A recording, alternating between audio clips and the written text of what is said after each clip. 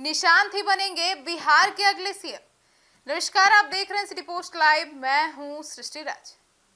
जी हां, सही सुना आपने।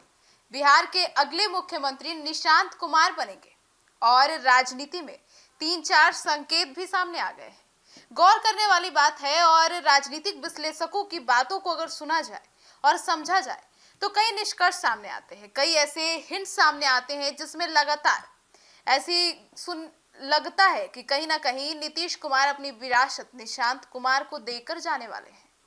जी हाँ, आपको बता दें, जब पिछली सरकार यानी कि 2025 बिहार विधानसभा चुनाव से पहले की बात करें, उस दौरान भी जब नीतीश कुमार यात्रा पर निकलते थे तब उनके साथ दोनों डिप्टी सीएम और कई नेता मंत्री साथ होते थे कई बार। लेकिन जब 2000 बिहार विधानसभा चुनाव 25 के बाद जब फिर से नीतीश कुमार समृद्धि यात्रा पर निकलने लगे और जब से, या कहूं कि जब से राज्यसभा चुनाव के लिए उन्होंने नामांकन किया, तब से जब वे यात्रा पर निकलने लगे तब सेम वही चीजें डिप्टी सीएम सम्राट चौधरी उनके साथ निकलते थे और भी तमाम मंत्री। लेकिन इस बार नजरिया लोगों का बदल गया। लोग हर बार की तरह इस बार सम्राट चौधरी और नीतीश कुमार को साथ देखकर यह मायने नहीं निकाले कि वे मुख्यमंत्री हैं और वे उप मुख्यमंत्री हैं, बल्कि यह मायने निकाले कि नीतीश कुमार अपने उत्तराधिकारी को लेकर जा रहे हैं। पर लोग यह देखना भूल गए, या कहें कि उनकी ध्यान इस तरफ नहीं गई कि निशांत कुमार की एंट्री तभी कराई गई जब नीतीश कुमार का राज्यसभा के लिए नामांकन हुआ। तो कहीं ना कहीं यह संकेत था, पहला, कि नीतीश कुमार राज्यसभा जा रहे हैं, तभी निशांत की राजनीति में एंट्री कराना, कहीं अपनी कुर्सी पर निशांत को नीतीश कुमार बिठाने के लिए तो उनकी राजनीति में एंट्री नहीं करवाए। अब उसके बाद दूसरा हिंट और सबसे बड़ा हिंट कि जब ईद की जो नमाज होती है वह गांधी मैदान में नीतीश कुमार हमेशा, चाहे वो बीजेपी के साथ यानी कि एनडीए के साथ गठबंधन में रहते हुए सरकार बनाए हो, चाहे वे आरजेडी यानी महागठबंधन में रहे, वो एज अ सीएम ईद की नमाज में जाया करते थे। लेकिन इस साल कुछ अलग हुआ। उनके इतने सालों के तमाम रिकॉर्ड्स के बाद इस साल निशांत कुमार गए। अगर नीतीश कुमार के साथ निशांत जाते तो वो अलग तरीका होता, लेकिन इस बार सिर्फ निशांत कुमार गए और चर्चा का केंद्र बन गए। दूसरा हिंट, और बात करें आज की, तो आज नालंदा में अपने गृह जिला में जब नीतीश कुमार गए और वहां सम्राट चौधरी नहीं थे, वहां उनके बेटे निशांत कुमार उनके साथ थे और लगातार जेडीयू में जो है वो जय निशांत और तय निशांत के नारे लग रहे थे।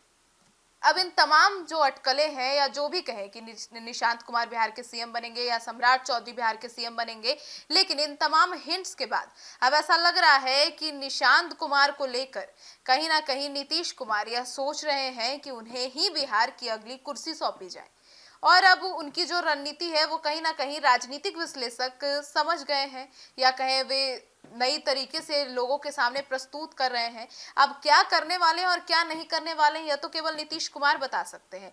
लेकिन राजनीतिक विश्लेषकों का माने तो बिहार फिलहाल जो जेडीयू में बड़े बड़े नेता विधायक मंत्री हैं, वे भी चाहते हैं कि निशांत कुमार ही बिहार के अगले मुख्यमंत्री बने।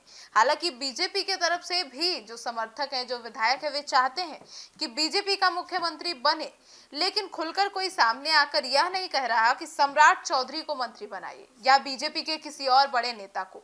लेकिन निशांत कुमार एक ऐसे क्लियर फेस हैं जिनका नाम लगातार चर्चा में है और उन्हें मुख्यमंत्री बनाने को लेकर लगातार मांगे बढ़ रही है। बात करें आज ही की, तो अनंत सिंह ने भी नालंदा में बयान देते हुए कहा कि उनकी दिली इच्छा है कि नीतीश का बेटा निशांत ही बिहार का अगला मुख्यमंत्री बने, क्योंकि वो सीएम का बेटा है, उसे पता है राजनीति कैसी करनी है और क्या करना है, और पढ़े लिखे भी हैं, अच्छे से राजनीति चलाएंगे। वहीं और भी तमाम बड़े बड़े नेता हैं। अरुण कुमार की बात करें तो अरुण कुमार भी लगातार मांग करते आए हैं कि निशांत को सीएम बनाया जाए, नहीं तो नीतीश कुमार बिहार छोड़ के ना जाए, वरना आंदोलन हो सकता है। अब इन तमाम चीजों के बाद, तमाम अटकलों के बाद और विश्लेषकों के तमाम हिंट्स के बाद यह तो दिखने लगा है कि कहीं अब पूरी रणनीति सम्राट चौधरी से खिसक कर निशांत पर तो नहीं आ रही। क्या नीतीश कुमार ने निशांत को राजनीति में लॉन्च करते ही मुख्यमंत्री बनाने का सपना तो नहीं देख लिया? और अगर देख लिया है तो क्या उसे सच भी करेंगे? क्या अपनी कुर्सी अपने बेटे के लिए छोड़ेंगे? इन तमाम सवालों के जवाब जल्द मिल जाएंगे। पर फिलहाल आपकी क्या राय है, अपनी राय कमेंट सेक्शन में बताना बिल्कुल ना भूले। धन्यवाद।